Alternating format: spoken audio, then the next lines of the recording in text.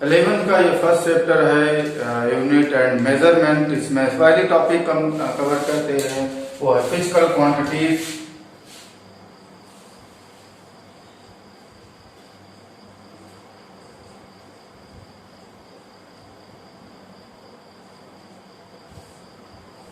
ठीक है, पहले तो हम इसकी डेफिनेशन पर बात करते हैं। फिजिकल क्वांटिटीज क्या है? तो वो जो है ऐसी क्वांटिटी है जिसे हम मेजर कर सकते हो और उसके टर्म्स में ही हम जो फिजिक्स के लॉज हैं उसे डिफाइन करें। यानी कि जिसके टर्म्स में फिजिक्स के लॉज को डिफाइन कर सकते हैं और मेजर भी कर सकते हैं, ऐसी क्वांटिटीज को फिजिकल क्वांटिटीज कहते हैं। यानी कि जो है इसकी डिफिनीशन हो गई, the quantity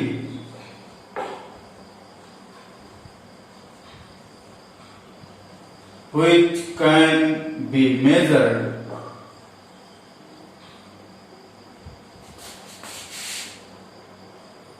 and in terms of which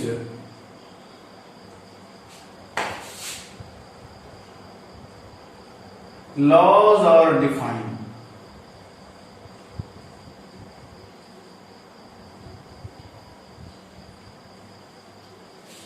जिसके टर्म्स में हम लॉज को डिफाइन करते हैं और जिसे मेजर भी कर सकते हैं, that quantities are called physical quantities.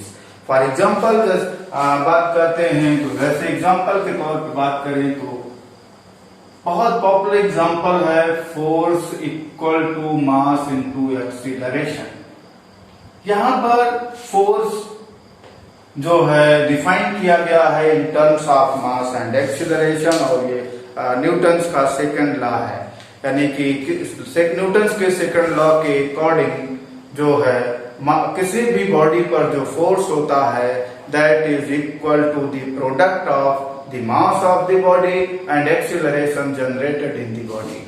तो जो ये मास है, एक्सीलरेशन है, फोर्स है, इसी के टर्म्स में न्यूटन का सेकंड लॉ डिफाइन किया गया। इसका मतलब ये हुआ कि जो ये फोर्स है, मास है और एक्सीलरेशन है, ये फिजिकल क्वांटिटीज हैं। डेफिनेटली ये फिजिकल क्वांटिटीज है। ऐसे ही अगर हम बात करें एरिया ऑफ रेक्टेंगल, तो ये लेंथ इंटू विड्थ होता है। ठीक, यहाँ सभी लोग पढ़ चुके हैं, area of rectangle equal to length into width. इसका मतलब साफ हो गया कि ये जो कॉन्सेप्ट है वो एरिया जो है डिफाइन किया गया in terms of length and width. तो इसका मतलब सीधा ये हुआ कि एरिया, लेंथ और विड्थ ये क्या है? फिजिकल क्वांटिटीज हैं। ऐसे ही वॉल्यूम ऑफ जो है cuboid V equal to L into B into H होता है। यहाँ भी ये कंफर्म हो गया कि भाई जो वॉल्यूम है, लेंथ है, विड्थ है और हाइट है, ये सभी के सभी फिजिकल क्वांटिटीज हैं। ठीक, ऐसे और भी बहुत ढेर सारे क्वांटिटीज।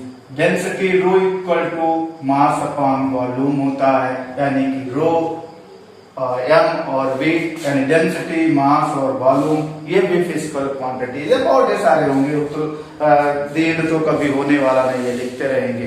तो और भी बहुत ढेर सारे फॉर्मूले आप पढ़ चुके हो। V equal to u plus a t, s equal to u t plus half a t square, v square equal to u square plus 2as। ये सभी बहुत ढेर सारे और भी फॉर्मूले पढ़ चुके हो। तो वो सभी जिनके टर्म्स में जो है कोई भी फॉर्मूला हो या कोई भी लॉ हो, जिसके टर्म्स में हम डिफाइन करते हैं, उन क्वांटिटीज को ही कहा जाता है फिजिकल क्वांटिटीज। हाँ, उसके साथ एक कंडीशन है। हालांकि सभी जितने भी आप फॉर्मूले पढ़ रहे हो उसमें जो है जो टर्म्स यूज होंगे, जिसके टर्म्स में आप उसे लिख रहे हो, वो सभी फिजिकल क्वांटिटीज कही जाएंगी। तो ये एक सिंपल सी डिफिनेशन थी फिजिकल क्वांटिटीज क्या है। अब बात ये आई कि भाई जैसा मैं ये कह रहा हूँ कि फिजिकल क्वांटिटीज जिसके टर्म्स में हम लॉज को डिफाइन कर रहे हैं या फार्मूले उसके टर्म्स में डिफाइन कर रहे हैं और उसे मेजर भी कर सकते हैं। तो मेजर कैसे करेंगे? तो मेजर करने के लिए क्या तरीका होगा, क्या प्रोसेस होगा, कि कैसे? अब आप कहेंगे भाई जैसे लेंथ की बात हो, आपसे कहा गया भैया लेंथ मेजर करो, तो आपको मीटर स्केल उठाया और उसको मेजर करके बता दिया भाई ये है। लेकिन जरा गौर करिए, मीटर स्केल आपने उठाया तो क्या मीटर स्केल से ही मेजर होगा? उस पर जो है साइन बने होंगे मिलीमीटर में, सेंटीमीटर में। तो ये मिलीमीटर क्या है, सेंटीमीटर क्या है, तो ये डेफिनेटली कोई मास है उसको मेजर करना है, आपसे कहा गया भैया जरा मेजर कर दो, तो क्या होगा, आप जनरली वो इलेक्ट्रॉनिक स्केल पर या फिर जो है जनरल स्केल पर का यूज करके आप उसे मेजर कर दोगे। जनरल स्केल का यूज करोगे तो आपके पास बेट भी होंगे, बेट का यूज करोगे, उससे कंपेयर कर लोगे, दोनों पेन पर एक तरफ उस ऑब्जेक्ट को रखोगे, दूसरे तरफ उस जो बेट है आपके पास होंगे वो रखोगे। जब बैलेंस हो जाएगा तो जितने बेट्स के बैलेंस होगा आप उसी के हिसाब से उसका मास बता दोगे कि इतना है।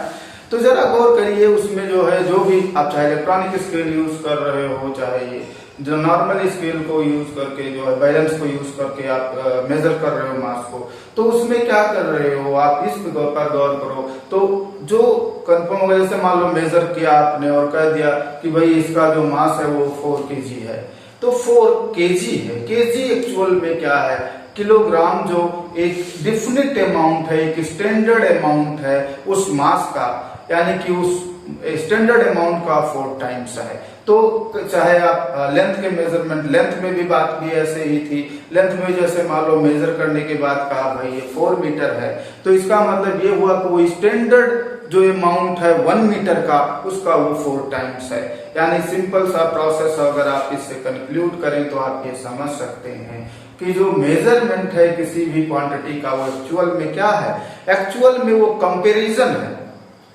किसके साथ कंपैरिजन है, विद देयर यूनिट्स। अगर वो लेंथ है तो लेंथ की यूनिट के साथ कंपैरिजन होगा, अगर वो मास है तो मास की यूनिट के साथ कंपैरिजन होगा।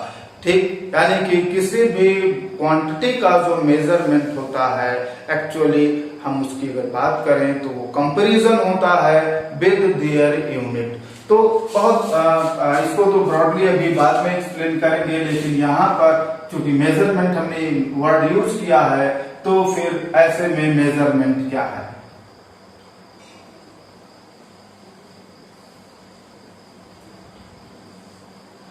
मेजरमेंट एक्चुअल में क्या है, मेजरमेंट है क्या, ये कंपैरिजन है, कंपैरिजन ऑफ ए क्वांटिटी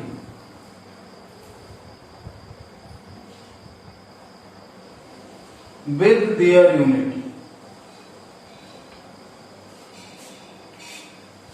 किसी भी फिजिकल क्वांटिटी का अगर आप कंपैरिजन कर देते हो उसकी यूनिट के साथ, तो इसी प्रोसेस को कहा जाएगा मेजरमेंट। सिंपल सी बात है। मेजरमेंट क्या है, किसी भी क्वांटिटी का कंपैरिजन है उसकी यूनिट के साथ, बशर्ते यूनिट भी उसी क्वांटिटी का होना चाहिए। अगर आप मास का मेजरमेंट कर रहे हो तो यूनिट मास की लेनी होगी, अगर आप लेंथ का मेजरमेंट कर रहे हो तो कंपैरिजन करने के लिए यूनिट लेंथ की लेनी होगी।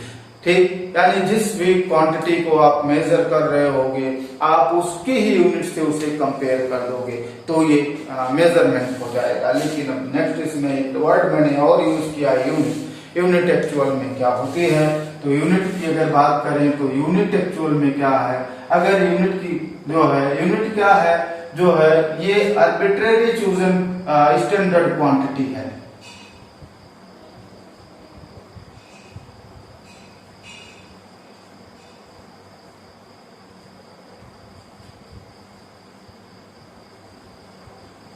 Arbitrary chosen standard quantity of a physical quantity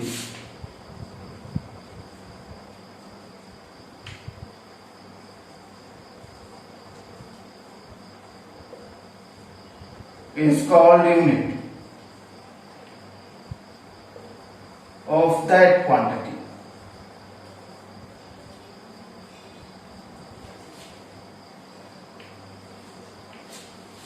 किसी भी क्वांटिटी की आप एक अपनी तरफ से एक स्टैंडर्ड क्वांटिटी को जो है चूज कर लीजिए, सिलेक्ट कर लीजिए, तो उसे ही बोल दिया जाएगा यूनिट। यानी कि जैसे कि आप बोलेंगे सर हम तो अपने तरफ से ही मान लीजिए मास के लिए एक जो है स्टोन उठाया और बोल दिया भैया ये कोई नाम रख दिया कि इतने अमाउंट के मास को ये चीज कहेंगे तो यूनिट हो गया, बिल्कुल हो गया भाई। अगर आप उसे ऐसा डिफाइन कर लेते हो तो यूनिट हो गया। लेकिन अब बात आती है बहुत सारे यूनिट्स ऐसे होंगे जो कुछ ही लोग जानते होंगे उस स्टैंडर्ड क्वांटिटी को, स्टैंडर्ड वैल्यू को, लेकिन बहुत ढेर सारे यूनिट्स ऐसे होंगे जैसे काफी लोग बड़े जो है स्पेस के लोग काफी लोग इसको जानते होंगे। तो जैसे एग्जांपल के लिए अगर बात करें तो बहुत ऐसा किलोग्राम की बात कर रहे हैं, क्वांटिटी है, मास एक डेफिनेट क्वांटिटी है मास की, और जो है एज ए यूनिट हम लोग इसे यूज करते हैं, लेकिन हम भी जानते हैं, आप भी जानते हो, और लोग भी जानते हैं। ये इंटरनेशनल यूनिट्स है, पूरे वर्ल्ड के सभी लोग किलोग्राम क्या है, कितना अमाउंट को एक किलोग्राम बोलेंगे, सब लोग जानते हैं। तो ये क्या है, इंटरनेशनल यूनिट ऑफ मास है, ठीक। तो ऐसे बहुत ढेर सारे यूनिट्स हो सकते हैं, आप भी डिफाइन कर सकते हो, कोई और भी डिफाइन कर सकता है, किसी भी क्वांटिटी के यूनिट को डिफाइन आप कर सकते हो। लेकिन बात यह आएगी कि वो भाई आप खुद डिफाइन कर रहे हो तो या तो आप ही अकेले जानोगे, लेकिन यह है कि आप उसे इतना पॉपुलर कर दीजिए कि बहुत से लोग जानने लगे तो वो फेमस हो जाएगी, उसको लोग यूज भी करने लगेंगे। वैसे ही शायद ये किलोग्राम है, ग्राम है, मास की यूनिट की मैं बात कर रहा हूँ, किलोग्राम है, मास है, किलोग्राम है, ग्राम है, ठीक, क्विंटल है, टन है, ये सब यूनिट्स हैं मास के। तो ये आज हम लोग सभी जानते हैं इस यूनिट्स के अबाउट, ठीक। बहुत काफी लोग जानते हैं जो है इसमें से जो है कि एक टन क्या है, 1 क्विंटल क्या है, लेकिन आप भी इसको डिफाइन कर सकते हो, ठीक है। कोई अलग अपना एक यूनिट अगर आप डिफाइन करना चाहो तो ये हो सकता है, ऐसा किया कर सकते हैं आप, ठीक है। तो ये तो यूनिट्स की बात थी। तो जो है अब एग्जांपल के तौर पे चलिए हम कुछ यूनिट्स यहाँ लिख लेते हैं। एग्जांपल के लिए जैसे हम बात करते हैं unit of mass, unit of मास। तो अभी जैसा मैं बोल रहा था, ठीक, को जो पॉपुलर यूनिट्स हैं, सबसे पहले हम उन्हीं की बात कर रहे हैं। सबसे जो है यूजफुल यूनिट्स है मास की, वो है किलोग्राम। फिर इसके बाद ये ग्राम,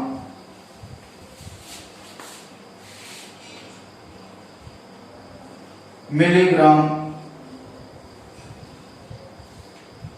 माइक्रोग्राम,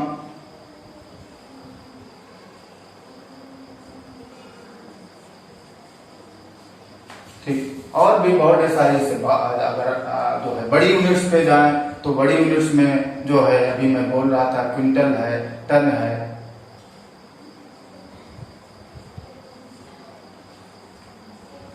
क्विंटल, मेट्रिक टन, और बहुत बड़ी यूनिट्स भी जो होती है वो इसकी है चंद्रशेखर लिमिट,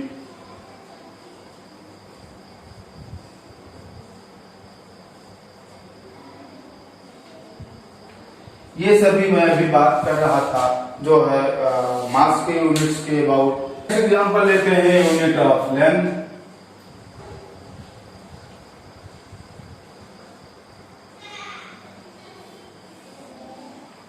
इसमें भी जो मोस्ट पॉपुलर यूनिट्स है वो मीटर है, किलोमीटर है,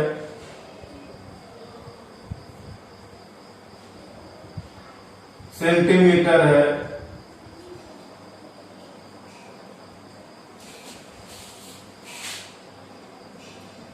मिलीमीटर है,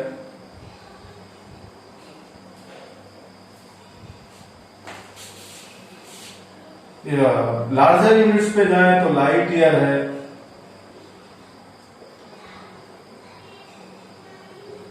पार्सेक है,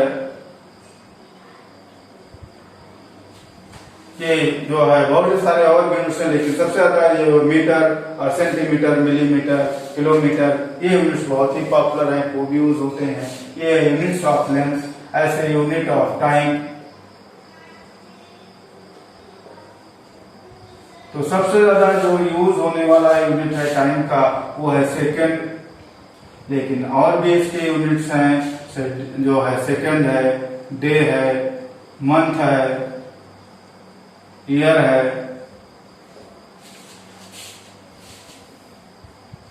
तो जो है ये भी यूनिट्स खूब यूज होते हैं।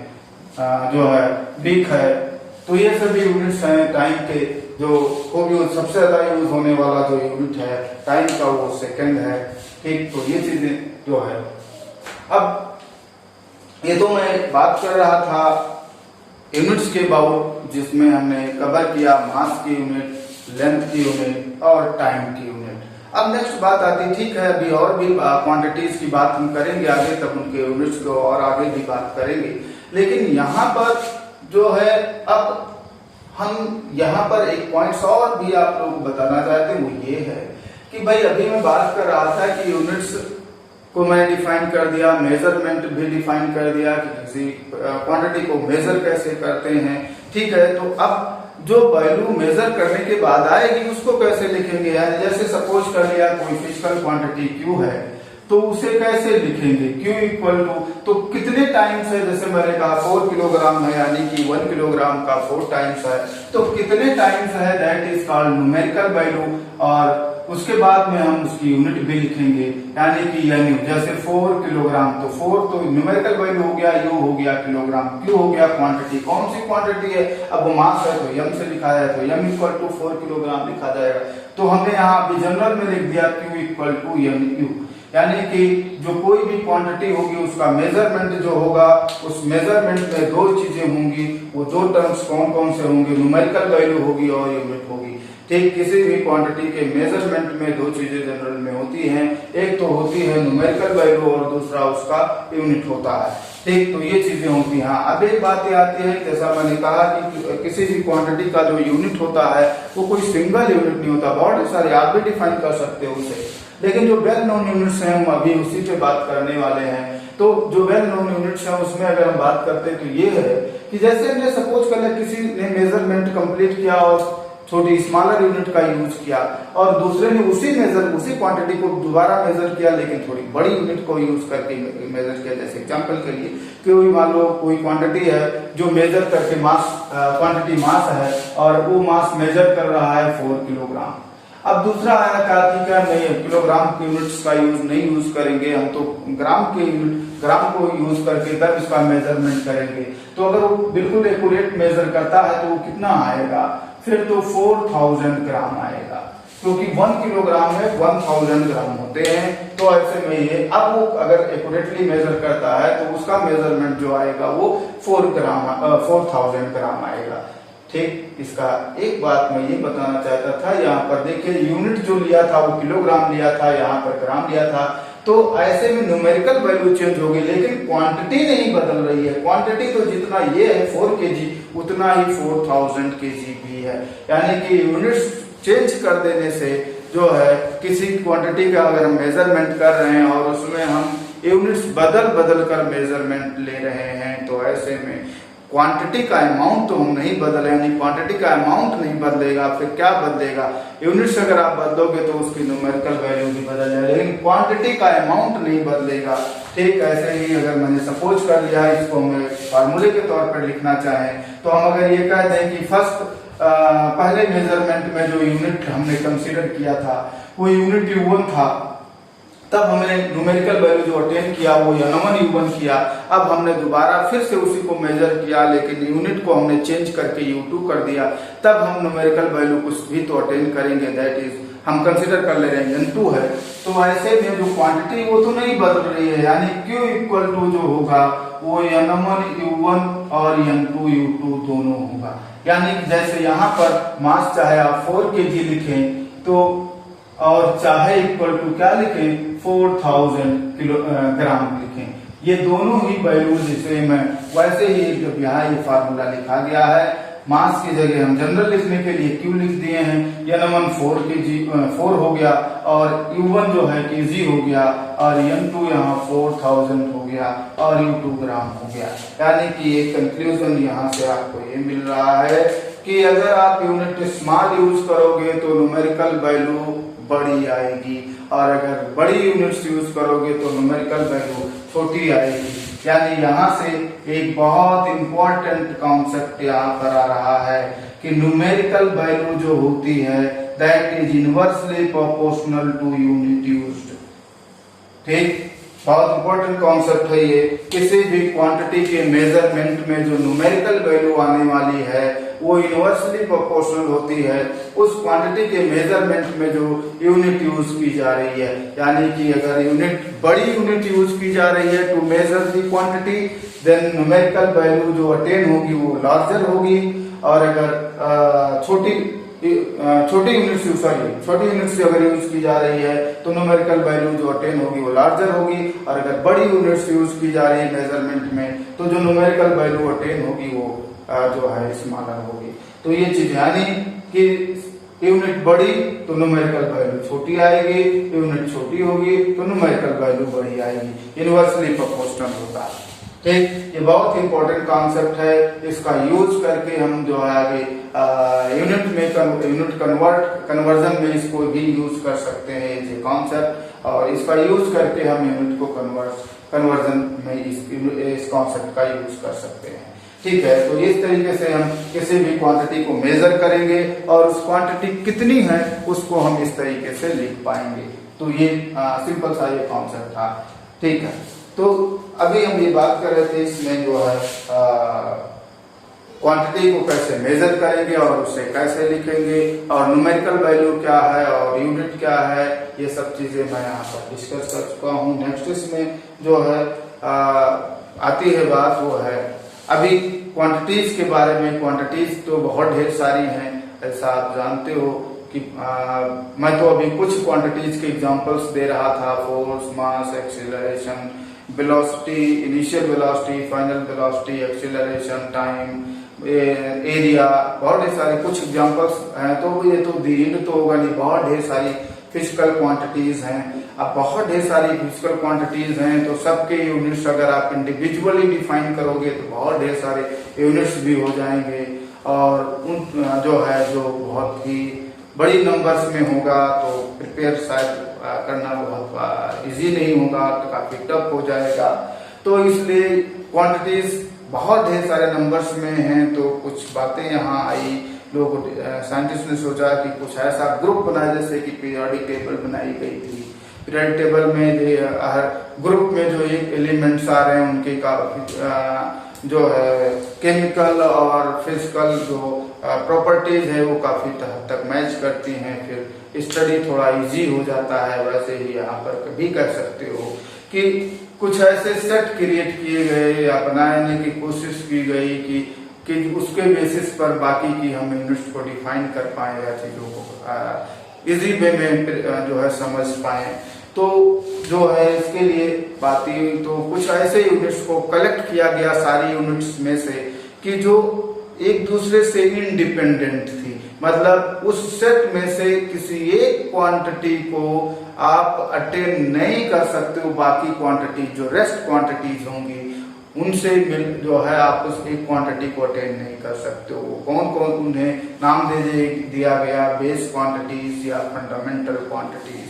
अब वो फंडामेंटल क्वांटिटीज कौन कौन सी हैं, जो है फंडामेंटल क्वांटिटीज कौन कौन सी हैं इस पे अगर बात करते हैं तो ध्यान दें, जो है ये 7 फंडामेंटल या बेस क्वांटिटीज जो है सेलेक्ट एक सेट बनाया गया 7 क्वांटिटीज का, वो आपको लर्न करना पड़ेगा।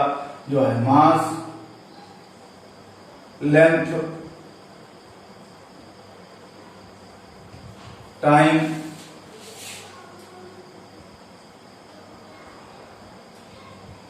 टेम्परेचर, इलेक्ट्रिक करंट,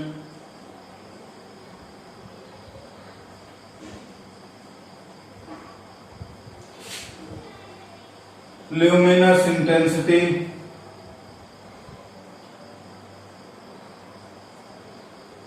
और लास्ट में क्वांटिटी ऑफ मैटर।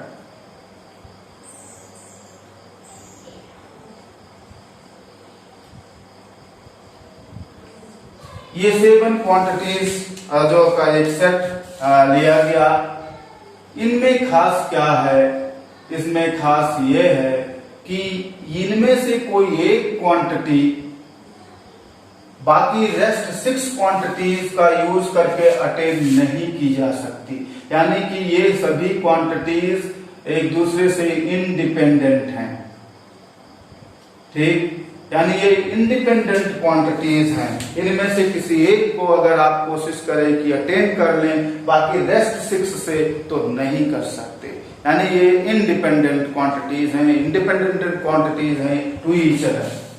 ठीक, तो ऐसे सेट को ही नाम दिया गया फंडामेंटल क्वांटिटीज या बेस क्वांटिटीज। बेस क्वांटिटीज के सेट के लिए एक इम्पोर्टेंट कंडीशन है। क्या कंडीशन है कि ये सेट इस तरीके का होना चाहिए कि वो जो क्वांटिटीज उस सेट में ली जाएं वो क्या हो, म्यूचुअली इंडिपेंडेंट हो, वो एक दूसरे पर डिपेंड नहीं करती, यानी one can not be attend by using the rest quantities.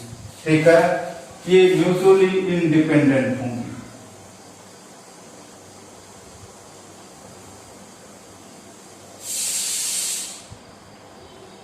ठीक, इसका मतलब ये हुआ one can not be attend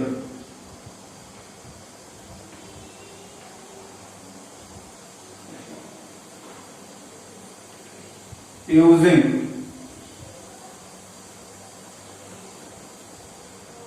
rest quantities.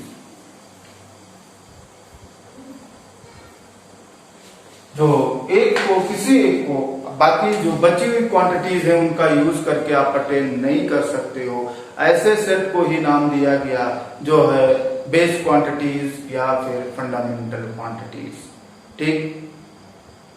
ठीक है, तो ये तो सेट जो है इंटरनेशनली ये डिफाइंड जो है प्रिपेयर किया गया, यानी कि पूरे वर्ल्ड में कि सब जगह आप जानते कहीं भी बात होगी कि भाई बेस क्वांटिटीज कौन सी हैं, तो इन्हीं 7 क्वांटिटीज के बारे में बात की जाएगी।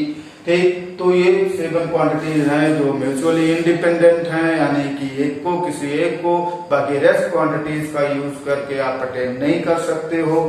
ठीक, और इस सेट को ही नाम दिया गया बेस क्वांटिटीज। ठीक है, तो आप भी ऐसे ही बेस क्वांटिटी सेलेक्ट कर सकते हो। कई बार ऐसे क्वेश्चन पूछे गए कि भाई एक सेट दे दिया गया, मोस्टली जो क्वेश्चन अभी तक पूछे गए वो थ्री फिजिकल क्वांटिटीज के सेट के बारे में ही मोस्टली क्वेश्चन आए हैं कि तीन क्वांटिटीज को बता दिया गया और कहा गया क्या इन क्वांटिटीज को आप ये बेस क्वांटिटी कंसीडर कर सकते हो या नहीं कर सकते हो। तो कैसे आप बता पाओगे कि हाँ उन्हें बेस क्वांटिटी कंसीडर किया जा सकता है या नहीं किया जा सकता है। तो मैं जो भी बता रहा हूं उसी को आप यूज करोगे। अगर उन क्वांटिटीज में से किसी एक को अटेन हो जाती है बाकी 2 रेस्ट क्वांटिटीज से, तो इसका मतलब ये हुआ कि आप उन्हें बेस क्वांटिटी कंसीडर नहीं कर सकते हो, उस सेट को बेस क्वांटिटी के तौर पे आप कंसीडर नहीं कर सकते हो। यानी एग्जांपल के लिए जैसे मैं आपसे कह दूं कि भाई डिस्टेंस, स्पीड, टाइम, ये 3 फिजिकल क्वांटिटीज हैं, क्या हम उनको कंसीडर कर सकते हैं as a base quantity? Then answer is no, because speed equal to जो होता है, अगर हम स्पीड डिफाइन करते हैं then equal to distance covered upon time interval. यानी स्पीड अटेन हो जा रहा है in terms of distance and time. तो डेफिनेटली ये सेट जो हमने मैं कह रहा हूं डिस्टेंस, स्पीड और टाइम का, ये as a base quantity consider नहीं किया जा सकता है। ठीक, क्लियर? ऐसे और भी बहुत सारे ढेर सारे एग्जांपल्स हैं जिसमें आप उन्हें कंसीडर कर सकते हो। बहुत सारे क्वेश्चन तो ऐसे ही आ जाते हैं कि भैया इनको बेस क्वांटिटी लेना है और फिर आप जो है लेना है तो इसके अबाउट कुछ चीजें बताए, तो वो तो आगे आएगा। अभी और कुछ चीजें भी इसमें डिस्कस करेंगे, तब हम ऐसे क्वेश्चन को यहाँ पर आपको बता पाएंगे। लेकिन हाँ, अभी ये बातें हम इस पे फोकस कर रहे हैं कि आप किसी सेट को क्या बेस क्वांटिटी के तौर पर आप कंसीडर कर सकते हो या नहीं कर सकते हो। तो अगर उस सेट के किसी एक क्वांटिटी को बाकी रेस्ट क्वांटिटीज के टर्म्स में अटेन कर लेते हैं आप, तो ऐसे में आप उस सेट को बेस क्वांटिटी के तौर पर कंसीडर नहीं कर सकते हो। लेकिन अगर आप चेक करते श्योर हो जाते हैं कि उनमें से किसी एक को बाकी रेस्ट क्वांटिटीज के टर्म्स में अटेन नहीं किया जा सकता, यानी वो सभी म्यूचुअली इंडिपेंडेंट हैं, तो आप उसे कंसीडर कर सकते हो एज ए बेस क्वांटिटी और ए फंडामेंटल क्वांटिटी। तो ये बेसिक बातें थी जो है बेस क्वांटिटीज या फंडामेंटल क्वांटिटीज के बातें हैं। हाँ, इंटरनेशनली अगर बात करें तो ये 7 बेस क्वांटिटीज का एक सेट प्रिपेयर किया गया, उन्हें बेस क्वांटिटी कहा गया, और जो है या फंडामेंटल क्वांटिटी कहा गया। वो कौन कौन से हैं? Mass, length, time, temperature, electric current, luminous intensity and quantity of matter. ये 7 बेस क्वांटिटीज हैं जो है इंटरनेशनली एक्सेप्टेड है। ये तो जो है इनमें से एक को किसी बाकी रेस्ट के टर्म्स में अटेन नहीं किया जा सकता, यानी कि फिर इनमें कोई इंटर रिलेशन नहीं है। तो नहीं है तो फिर ऐसे में इनको आपको अलग अलग ही स्टडी करना पड़ेगा। तो इसके यूनिट्स भी इंटरनेशनली डिफाइन कर दिए गए कि भाई इसकी जो यूनिट्स है क्या ली जाएंगी, वो सब चीजें यहाँ पर डिफाइन कर दिए गए। तो अभी हम सिस्टम ऑफ यूनिट में उसकी बात करेंगे। ठीक है, ठीक, यानी इसकी यूनिट भी डिफाइन कर दिए गए, इसके यूनिट्स भी इंडिपेंडेंट होगी, किसी और से अटेन नहीं हो रहे, यानी इनमें से किसी एक की यूनिट बाकी रेस्ट के यूनिट से डिफाइन नहीं हो सकेगी। तो इसलिए इनके यूनिट्स भी इंडिविजुअली अलग अलग डिफाइन कर लिए गए। ठीक, नेक्स्ट इसमें टॉपिक आता है सप्लीमेंट्री क्वांटिटीज। अब सप्लीमेंट्री क्वांटिटीज एक्चुअल में क्या है? भाई हमने एक सेट तो हमने प्रिपेयर कर ही लिया इंटरनेशनली कि जो है जो म्यूचुअली इंडिपेंडेंट थे उनको हमने बेस क्वांटिटी नाम दिया या फिर फंडामेंटल क्वांटिटी नाम दिया। तो सप्लीमेंट्री क्वांटिटी क्या है? तो सप्लीमेंट्री क्वांटिटी में एक बात ये देखा गया कि भाई सप्लीमेंट्री क्वांटिटी उन क्वांटिटीज को कहा गया, हालांकि बहुत ढेर सारे नंबर्स में केवल 2 ही सप्लीमेंट्री क्वांटिटीज हैं। तो ये सप्लीमेंट्री क्वांटिटी में खास बात ये थी कि ये सप्लीमेंट्री क्वांटिटीज जो हैं वो इन terms of base quantities attain हो जाती हैं। मेरी बात को ध्यान से समझिएगा, यानी जो सप्लीमेंट्री क्वांटिटीज है वो जो है अटेन हो जाती है in terms of base quantity. लेकिन एक चीज है डिफरेंस, वो ये कि सप्लीमेंट्री क्वांटिटी की जो यूनिट होती है वो अटेन नहीं हो पाती इन terms of the unit of base quantity. ठीक, मैं क्या बोल रहा हूं ध्यान से सुनिए। मैं ये कह रहा हूं कि सप्लीमेंट्री क्वांटिटीज उन क्वांटिटीज को कहा गया जो बेस क्वांटिटीज से अटेन हो जाती हैं, लेकिन सप्लीमेंट्री क्वांटिटीज के जो यूनिट हैं वो अटेन नहीं हो पाते इन terms of the units of base quantities. ये कौन कौन से हैं सप्लीमेंट्री में, वो देखें, ध्यान दें। सप्लीमेंट्री क्वांटिटीज कौन कौन सी हैं? 2 ही केवल सप्लीमेंट्री क्वांटिटीज हैं।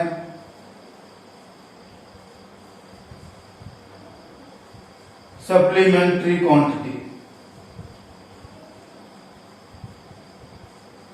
ये कौन कौन से हैं? ये 2 क्वांटिटीज हैं, एक तो प्लेन एंगल और दूसरा जो है वो है सॉलिड एंगल।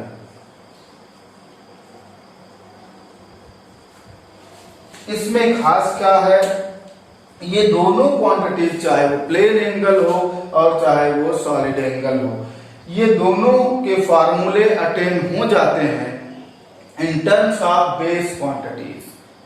ठीक, लेकिन एक और बात ये है कि इनके जो यूनिट्स हैं वो यूनिट्स अटेन नहीं हो पाते इन terms of the unit of base quantities. Base quantities का जो यूनिट्स होता है उसके टर्म्स में आप इनकी यूनिट्स को अटेन नहीं कर सकते हो। जैसे एग्जांपल के लिए चलिए इसको हम फार्मूला बता देते हैं। Plane angle theta equal to जो होता है वो आर्क अपॉन रेडियस होता है। ठीक, अब आर्क एक्चुअल में लेंथ है और रेडियस भी लेंथ है, यानी कि जो प्लेन एंगल है वो लेंथ अपॉन लेंथ हुआ, यानी कि किससे अटेन हो गया? बेस क्वांटिटी से अटेन हो गया, क्योंकि लेंथ बेस क्वांटिटी है। तो जो एंगल जो है प्लेन एंगल वो डिफाइन हो गया in terms of base quantity. लेकिन अगर आप इसकी यूनिट डिफाइन करना चाहोगे तो नहीं हो पाएगा, क्योंकि आर्क भी लेंथ है और रेडियस भी लेंथ है। तो लेंथ की यूनिट अगर आप मान सपोज कर लेते हैं मीटर कंसीडर करते हो तो मीटर अपॉन मीटर फिर तो कैंसल हो जाएगा, यानी कि इस हिसाब से अगर देखा जाए तो प्लेन एंगल की कोई यूनिट नहीं होगी। लेकिन ऐसा नहीं है, प्लेन एंगल की यूनिट होती है, आप लोग उसको पढ़ रहे हो। डिग्री है, रेडियन है, रेडियन फिजिक्स में मोस्टली यूज होता है, ठीक। तो डिग्री या रेडियन जो है वो यूनिट है प्लेन एंगल का। तो जबकि इस हिसाब से अगर हम इस फार्मूले का यूज करके अगर कोशिश करें कि हम इसकी यूनिट फाइंड करें, तो फिर ये यूनिट अटेन नहीं हो रही है, ना रेडियन अटेन हो रहा है, ना डिग्री अटेन हो पा रही है। इस हिसाब से तो आर्क और रेडियस दोनों लेंथ है, और लेंथ की यूनिट अपान लेंथ की यूनिट फिर यूनिट लेस हो जाएगा, कोई यूनिट नहीं होगी। यानी यूनिट हम इस फार्मूले से जो है बेस क्वांटिटीज के यूनिट्स के टर्म्स में अटेन नहीं हो पा रहा है, इसकी अलग यूनिट डिफाइन करनी पड़ रही है। लेकिन ये जो प्लेन एंगल है वो डिफाइन हो जा रहा है in terms of base quantity. Base quantity कौन सी बेस क्वांटिटी? लेंथ की बेस, जो लेंथ है उसके टर्म्स में डिफाइन हो जा रहा है। ऐसे सॉलिड एंगल पे जब आएंगे तो सॉलिड एंगल को जनरली लोग ओमेगा से लिखते हैं, तो ये इक्वल टू जो होता है वो एरिया अपॉन रेडियस होता है, ठीक। तो एक जो है सॉरी रेडियस स्क्वायर होता है, तो एरिया अपॉन रेडियस स्क्वायर। तो एरिया की यूनिट की बात करोगे तो एरिया भी क्या होता है, एरिया की यूनिट अगर बात करेंगे तो अगर मीटर लेंथ की यूनिट लेते हो तो मीटर स्क्वायर होगा।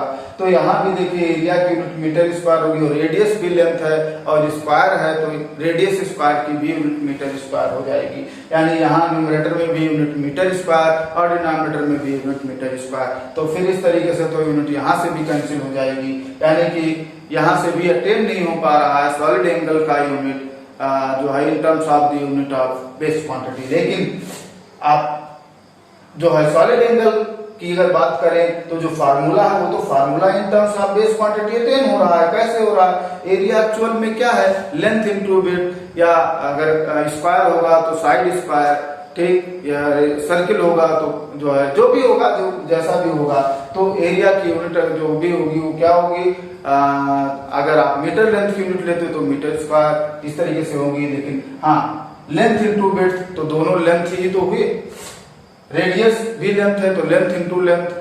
अरे भाई यहाँ पर एक कंफ्यूजन नहीं हो सकता है, जैसे मान लो कोई कह रहा है कि हम रेक्टेंगल के एरिया का फॉर्मूला लिखेंगे तो लेंथ इनटू विड्थ लिखेगा, लेकिन लेंथ तो लेंथ है ही है, लेकिन विड्थ भी एक्चुअल में क्या है, लेंथ ही तो है। तो एरिया को क्या लिखोगे, लेंथ इनटू लेंथ भी लिख सकते हो एक्चुअल में। भाई हम तो ये देख रहे हैं जैसे रेडियस क्या है, लेंथ टाइप ही है, विड्थ भी लेंथ टाइप है, ठीक। जो भी है, जो जिसमें हम मेजर कर रहे हैं जो है ये लेंथ है, विड्थ है, रेडियस है, ये सभी लेंथ टाइप के ही हैं। तो ऐसे में यहाँ पर ये कह सकते हो एरिया किसके टर्म्स में होगी, लेंथ के टर्म्स में होगी, रेडियस भी लेंथ ही है। तो जो सॉलिड एंगल है वो डिफाइन हो जा रहा है इन टर्म्स ऑफ लेंथ, लेकिन इसकी यूनिट जो है वो डिफाइन नहीं हो पा रही है। इसकी यूनिट होती है सॉलिड एंगल की, वो होती है स्टेरेडियन, ठीक। तो स्टेरेडियन अटेन नहीं हो पा रहा है इसके फॉर्मूले से। तो ओवरऑल आपको ये याद रखना है कि सप्लीमेंट्री क्वांटिटीज वो क्वांटिटीज हैं जो बेस क्वांटिटीज से अटेन हो जाती हैं, लेकिन उनके यूनिट्स बेस क्वांटिटीज के यूनिट से अटेन नहीं हो पाते हैं, ठीक है। ये सप्लीमेंट्री क्वांटिटीज कितने हैं? दो सप्लीमेंट्री क्वांटिटीज हैं, एक तो प्लेन एंगल और दूसरा सॉलिड एंगल, ठीक। तो ये हम अभी तक बात कर रहे थे फंडामेंटल फिजिकल क्वांटिटीज की और सप्लीमेंट्री क्वांटिटीज की। तो क्या इतने ही क्वांटिटीज हैं? जी नहीं, और भी हैं। बाकी जितनी बड़ी नंबर्स में बहुत ढेर सारी क्वांटिटीज अभी बच रही हैं जिनकी जिक्र मैंने नहीं किया। 7 ये है और 2 ये है, ओवरऑल टोटल हमने 9 क्वांटिटीज की ही बात की है। तो ये 9 क्वांटिटीज के अलावा और भी बहुत ढेर सारे नंबर्स में क्वांटिटीज अभी बच रही हैं। उन क्वांटिटीज को नाम दिया गया ड्राइव्ड क्वांटिटीज, ठीक। और बाकी 9 को छोड़कर बाकी जितनी भी क्वांटिटीज बच रही हैं उन सब को क्या नाम दिया गया, ड्राइव्ड क्वांटिटीज। अब ड्राइव्ड क्वांटिटीज में क्या खास बातें होंगी? ड्राइव्ड क्वांटिटीज में खास बातें ये हैं कि ड्राइव्ड क्वांटिटीज बेस क्वांटिटीज के टर्म्स में अटेन हो जाएगी, यानी उसके जो फार्मूले होंगे अगर आप कन्वर्ट करना चाहेंगे तो वो इन terms of base quantity convert हो जाएगा। यानी जो ड्राइव्ड क्वांटिटीज हैं, derived quantities can be attained in terms of base quantities, and their units also can be attained in terms of the units of base quantities, यानी कि जो derived quantities है वो खुद भी बेस क्वांटिटीज के terms में अटेन हो जाएगी और उसका यूनिट भी बेस क्वांटिटीज के यूनिट के टर्म्स में जो अटेन हो जाएगा। ठीक, तो ये जो है बातें आने वाली हैं। ठीक है,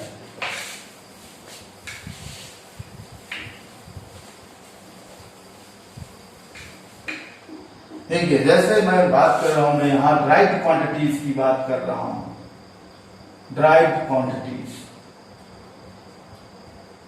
ये बहुत ढेर सारे नंबर्स में, इसलिए नंबर्स बता पाना कितने हैं ये पॉसिबल नहीं है, बहुत ढेर सारे हैं। तो इनमें खास क्या होगा, खास बात ये होगी, पहली खास बात तो ये है कि these quantities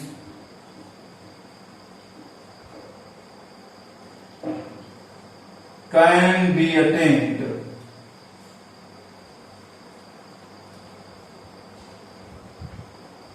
in terms of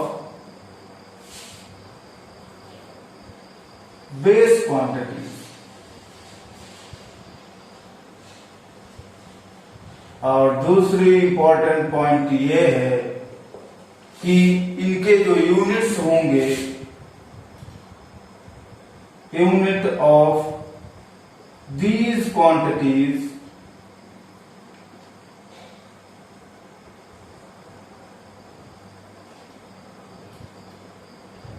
also can be attained in terms of the unit of base quantities।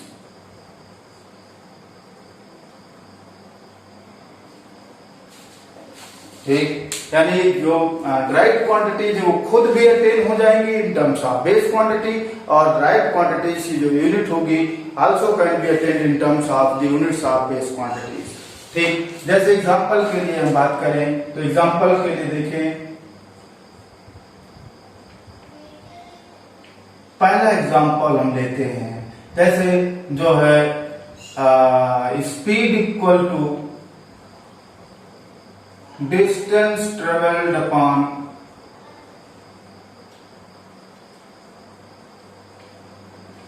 Time interval होता है, ये फॉर्मूला है, ये तो फॉर्मूला है। लेकिन अब मैं बात ये करने जा रहा हूं कि भाई ये अगर हम इसको अटेन कर रहे हैं इन टर्म्स ऑफ बेस क्वांटिटी, जैसा मैं बोल रहा हूं कि बेस क्वांटिटीज के टर्म्स में अटेन हो जाती हैं, तो इसको हम जरा कन्वर्ट करते हैं। तो कन्वर्ट करते हैं तो देखिए कैसे होगा। तो अब मैं इसको इन टर्म्स ऑफ बेस क्वांटिटी लिखने जा रहा हूं। तो स्पीड इक्वल टू एक्चुअल में यहां पर अगर हम इसे बेस क्वांटिटी के टर्म्स में लिखें तो डिस्टेंस ट्रेवल्ड एक्चुअल में क्या है, डिस्टेंस ट्रेवल्ड एक्चुअली बेस के टर्म्स में देखें तो लेंथ है, तो इसे हम लेंथ लिख सकते हैं।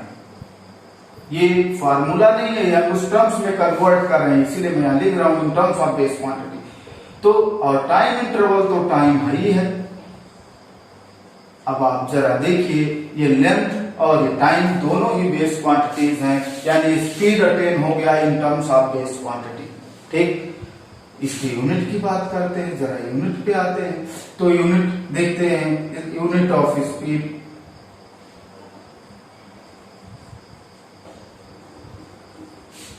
तो इसको जरा देखते हैं। तो अब आपको क्या करना होगा, जब आप यूनिट पे आ रहे हो तो यहाँ पर बेस क्वांटिटी कौन कौन सी है, लेंथ और टाइम, तो इनके भी यूनिट्स आप लिख देंगे, यानी unit of length upon unit of time. अब लेंथ की यूनिट बहुत सारी, सबसे पॉपुलर यूनिट मीटर होती है, तो अगर हम इसे मीटर लिखते हैं तो मीटर अपॉन जो है टाइम की पॉपुलर यूनिट सेकंड है, तो मीटर अपॉन सेकंड, यानी कि ये जो आ गया, यानी इसे अपॉन को मीटर पर सेकंड लिख देते हैं, यानी कि जो स्पीड की यूनिट हो गई वो मीटर पर सेकंड हो गई। ठीक है, किसी ने यही से बदल भी सकते, किसी ने कहा नहीं भाई जो हम तो लेंथ की यूनिट मीटर नहीं सेंटीमीटर लिखेंगे, तो सेंटीमीटर अपॉन सेकंड लिख देगा, यानी सेंटीमीटर पर सेकंड। किसी ने कहा नहीं हम तो सर वो भी नहीं लिखने वाले हैं, हम तो ये जो है लेंथ की यूनिट किलोमीटर लेंगे और टाइम की यूनिट आवर लेंगे, तो वो क्या लिख देगा, किलोमीटर पर आवर लिख देगा। तो वो तो अपने ऊपर डिपेंड करता है, या क्वेश्चन की कैसा क्वेश्चन है उसके बेस जो है उसके अकॉर्डिंग हम इस चीजों को सेलेक्ट करेंगे कि क्या लेंगे।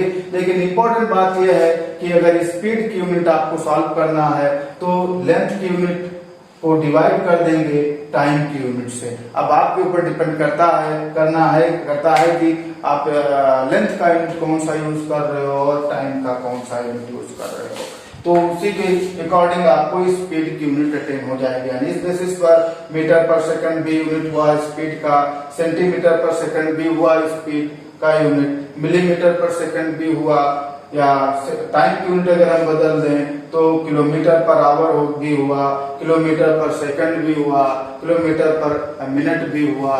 ठीक, तो बहुत सारे ऐसे यूनिट आप बना सकते हो जो स्पीड के वो सभी होंगे।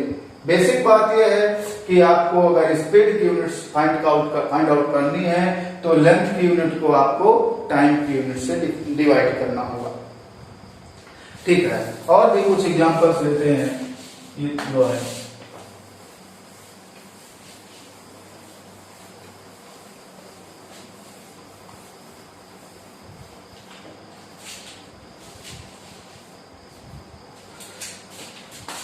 नेक्स्ट देखें जो है एक्सीलरेशन।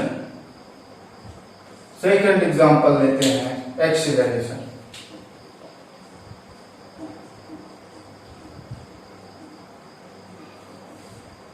अब एक्सीलरेशन का जो फॉर्मूला है वो आप लोग पढ़े होंगे। एक्सीलरेशन जो है वो equal to change in velocity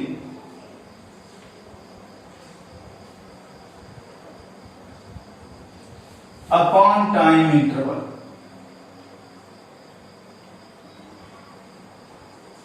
ये तो फार्मूला है एक्सीलरेशन का।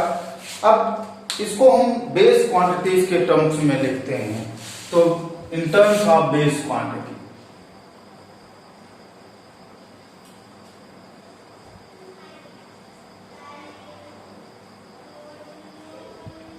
बेस क्वांटिटीज के टर्म्स में अगर हम लिखें तो एक्सीलरेशन जो है वो क्या होगा। अभी आप देखिए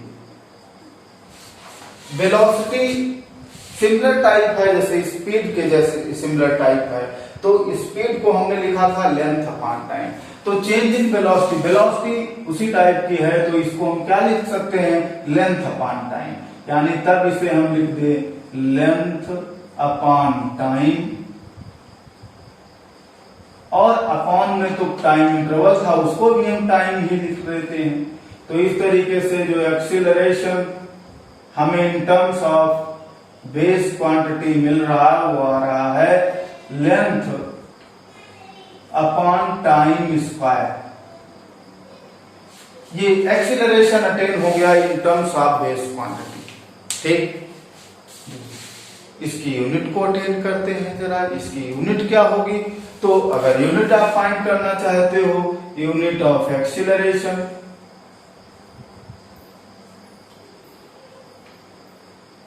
तो ये तब यहां भी unit of length upon unit of time, लेकिन इसका स्क्वायर था तो इसका भी स्क्वायर हो जाएगा। तो जरा अब वैल्यू जो यूनिट यूज हम करते हैं वो तो अपने ऊपर डिपेंड होता है या क्वेश्चन के अकॉर्डिंग होता है।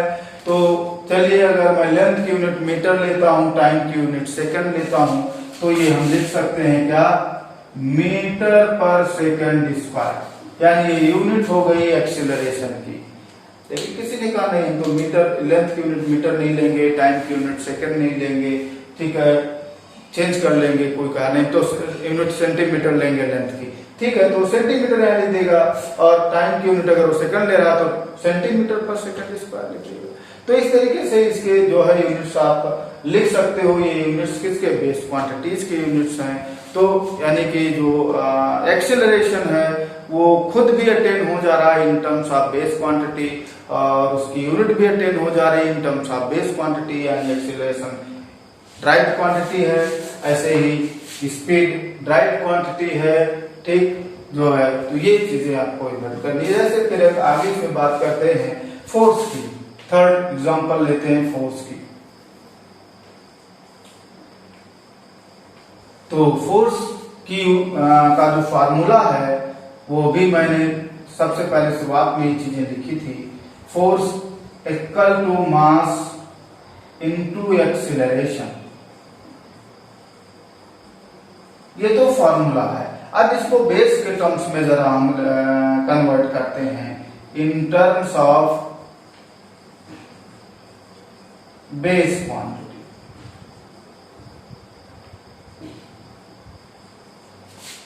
तो फोर्स इक्वल टू क्या होगा, मास तो बेस है ही है तो उसे तो कन्वर्ट करने की जरूरत ही नहीं है।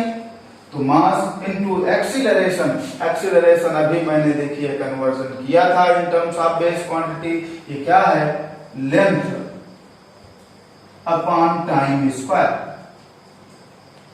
ठीक। तो ये हमने अटेन कर लिया फोर्स को इन टर्म्स ऑफ बेस क्वांटिटी, ठीक। इसकी यूनिट की बात करते हैं तो यूनिट क्या हो जाएगी, मेरे पास स्पेस नहीं है सर, जो है इसमें वीडियो में आएगा नहीं, अगर बहुत नीचे लिख देंगे। तो force equal to unit of force जो होगा, यूनिट ऑफ फोर्स, तो वो क्या होगा, unit of mass into unit of length upon unit of time का स्क्वायर कर देंगे। तो मास का यूनिट जनरली देखिए मोस्ट पॉपुलर यूनिट है किलोग्राम, लेंथ का यूनिट होता है मोस्ट पॉपुलर यूनिट है मीटर, टाइम की मोस्ट पॉपुलर यूनिट है टाइम स्क्वायर, लेकिन डिनोमिनेटर में है तो पर सेकंड स्क्वायर। तो इस तरीके से फोर्स की एक यूनिट हमने अटेन कर लिया, किलोग्राम इंटू मीटर पर सेकंड स्क्वायर। तो ये यूनिट अटेन हो गई फोर्स की इन terms of the unit of base quantity. इस तरीके से आप कह सकते हो कि फोर्स भी जो है वो ड्राइव्ड क्वांटिटी है, क्योंकि वो खुद भी इन terms of base quantity attain हो जा रहा है और उसकी यूनिट्स भी जो है वो इन terms of the units of base quantity attain हो जा रही है। इस तरीके से फोर्स भी क्या है, ड्राइव्ड क्वांटिटी।